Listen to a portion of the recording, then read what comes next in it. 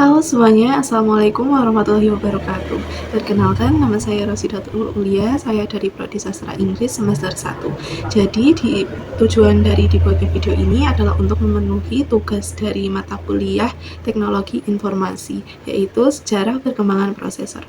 Nah, sebelumnya, apa sih prosesor itu? Jadi, secara bahasa, prosesor berasal dari bahasa Inggris yang artinya pemproses atau pengatur. Nah, prosesor sendiri adalah otak dari komputer yang mengatur dari segala bentuk perintah atau aktivitas dalam komputer. Nah, apa aja sih sejarah dari awal ditemukannya prosesor hingga saat ini? Mari kita bahas. Yang pertama adalah generasi 1, yaitu ada Intel 4004 yang ditemukan pada tahun 1971. Nah, Intel 4004 ini adalah mikroprosesor pertama di dunia yang digunakan dalam mesin kalkulator Busicom. Nah, MP-nya hanya sebesar 4 bit dan hanya dapat menangani perintah sederhana. Oke, kemudian yang selanjutnya adalah Intel 8008. Nah, ini bitnya udah 2 kali lipat, yaitu 8 bit dan sudah dapat digunakan dalam komputer pribadi.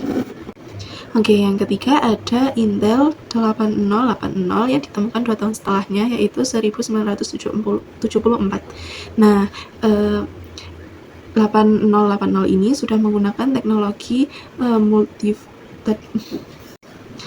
Nah, yang ketiga sendiri ada Intel 8080 yang ditemukan 2 tahun setelahnya, yaitu 1974. Nah, Intel 8080 ini sudah mampu mengakses memori sampai 64 KB.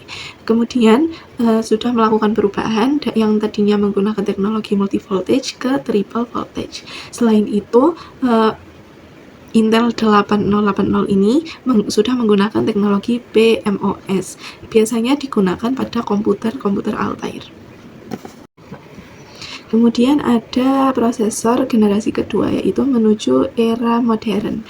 Nah, di sini ada prosesor 8086 dan 8088. Nah,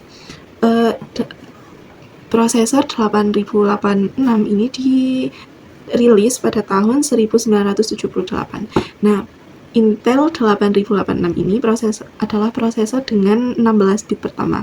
Namun pada saat itu bus sistem 16 bit itu masih mahal, sehingga Intel merilis ulang, yaitu Intel 8088 yang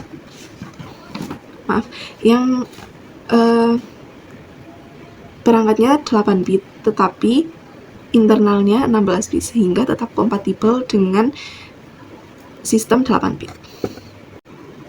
Kemudian ada Intel 80286.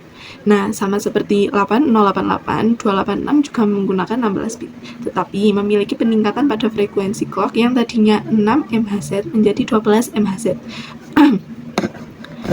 Selain itu, diperkenalkannya protected mode dengan 24 bit virtual address yang memungkinkan multitasking. Tetapi memiliki kelemahan, yaitu tidak bisa tidak bisa berpindah dari protected mode ke real mode tanpa reboot. Oke, selanjutnya pada tahun 1985, Intel merilis 80386. Nah, 386 ini merupakan CPU dengan 16 bit pertama yang mampu mengakses hingga 4 GB. Nah, selain itu memiliki kecepatan 16, 20, hingga 33 MHz. Selain itu, versi klon dari Cyrix dan AMD mampu hingga kecepatan 40 MHz. Nah, selain itu, 386 ini merupakan CPU pertama yang mampu bekerja dengan optimal dengan Windows versi awal. Oke, selanjutnya adalah 386SX. Nah, ini merupakan versi light daripada 386 yang tadi. Nah, apa sih yang membuatnya berbeda? Nah, si XS ini hanya mempunyai 16 bit dan jalur alamat 24. Nah, yang membuatnya terkenal adalah motherboardnya yang lebih murah daripada versi DX. Nah, versi DX ini adalah 486DX. Nah, yang ini beroperasi 2 kali lebih cepat daripada yang XS tadi. Kemudian ada mat prosesornya di dalam chip yang sama. Kemudian ada 486 tetapi versi SX. Nah, yang ini yang membedakan adalah mat prosesornya yang dihilangkan. Kemudian ada Cyrix 486 SLC. Nah, ini merupakan CPU yang dibuat oleh Cyrix dan Texas Instruments. Nah, kumpulan perintahnya sama seperti DX, tetapi internalnya hanya 32 bit dan 16 bit. Kemudian chase internalnya 1 KB dan tidak ada mathematical CO prosesornya. Kemudian ada IBM 406 SLC2 dan SLC3. Nah, punyanya IBM ini dapat dibandingkan dengan series Intel yang 486SX karena memiliki mathematical CO processor dan chase internal 16 KB. Nah, kemudian kita memasuki era baru, yaitu generasi Pentium dan era kompetensi. Nah, di sini ada Intel Pentium Classic, yaitu P54C. Nah, Pentium dari Intel ini menggunakan arsitektur supercolor yang bisa memproses lebih dari 1 instruksi tiap tick clock. Nah, kemudian ada Pentium Classic dari produsen lain seperti AMD, Cyrix, dan IDT atau sebagainya. Nah, kemudian kita memasuki pada era generasi ke-6, yaitu Pentium Pro. Nah, perkembangannya dimulai pada tahun 1991 di Oregon. Pentium Pro merupakan prosesor RISC murni yang dioptimalisasi untuk pemrosesan 32 bit pada Windows NT atau OS 2. Nah, yang pertama ada Pentium 2 yang memiliki nama Klamath. Nah, merupakan puncak prosesor Intel. Nah, fiturnya antara lain ada CPU yang diletakkan bersama dengan 512 KB L2 di dalam sebuah modul SECC, yaitu Single Edge Contact Cartridge. Kemudian ada terhubung dengan motherboard menggunakan penghubung atau konektor slot 1 dan bus P6 GLT. Kemudian ada perintah-perintah MMX dan kecepatan meningkat dari 233 MHz ke 300 MHz. Tetapi Klamath ini memiliki kelemahan, yaitu memiliki chase L2 yang berjalan secepat CPU, yaitu sekitar 200 MHz. Nah, kemudian karena harganya yang mahal, Intel kemudian mengeluarkan merek CPU yang baru yang disebut Celeron, yang chase L2-nya telah dilepas. Kemudian selain ada Klamath, ada pula Celeron tadi yang rilisan baru. Kemudian ada Celeron A, yaitu Mendocino. Kemudian Celeron PPGA Socket 370, dan ada Pentium 2 Xeon yang ditunjukkan untuk pemakaian high-end. Kemudian ada AMD K63. Kemudian pada akhir generasi ke-6 ada Pentium 3 yang disebut Katmai.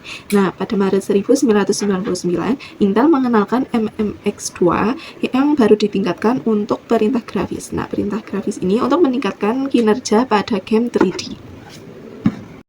Kemudian kita masuk pada generasi ke-7, yaitu AMD K7 Athlon. Nah, K7 Athlon ini menggunakan jenis bus yang baru yang memiliki kecepatan hingga 400 MHz. Nah, selain itu pada kecepatan tinggi ini K7 Athlon ini memerlukan RAM yang baru. Selain itu, dapat menangani hingga 72 perintah di luar ROP secara serentak. Yang selain itu, Pentium 3 hanya dapat melakukan 40 perintah dan K62 hanya dapat melakukan 24 perintah. Nah, kita next ke generasi ke-8, yaitu Intel Core 2 Duo. Mana sih penulisannya akan saya taruh di sini. Kemudian menggunakan mikroprosesor dengan arsitektur x86 yang disebut Intel Core Micro Architecture yang menggantikan arsitektur lama yang disebut Netburn. Nah, pada Core 2 ini Intel lebih mengedepankan peningkatan fitur-fitur CPU seperti chassis size, kemudian jumlah core dalam prosesor Core 2. Nah, berikut adalah nama-nama kode name dari core processor, yaitu ada Conroy XE, kemudian ada AMD Alton 64 dan Pentium 4 Pisco. Nah, kemudian kita next ke generasi terakhir, yaitu generasi 9. Nah, yang pertama ada Intel Core 2. Nah, berbasis microarsitektur Intel Core. Ada beberapa versi seperti solo, duo, dan quad hingga ekstrim. Kemudian ada transisi generasi ke-9, yaitu prosesor dual core yang kedua core-nya tidak dalam satu die. Prosesor ini memiliki 2 die yang masing-masing berisi 1 core. Yang terakhir ada Intel Pentium Dual Core. Nah, walaupun menggunakan nama Pentium, tetapi prosesor ini berbasis mikroarsitektur Intel Core yang mungkin digunakan hingga sekarang. Sekian yang dapat saya sampaikan. Apabila banyak tutur kata yang salah atau typo, mohon maaf ya sebesar-besarnya. Terima kasih. Wassalamualaikum warahmatullahi wabarakatuh. Sampai jumpa.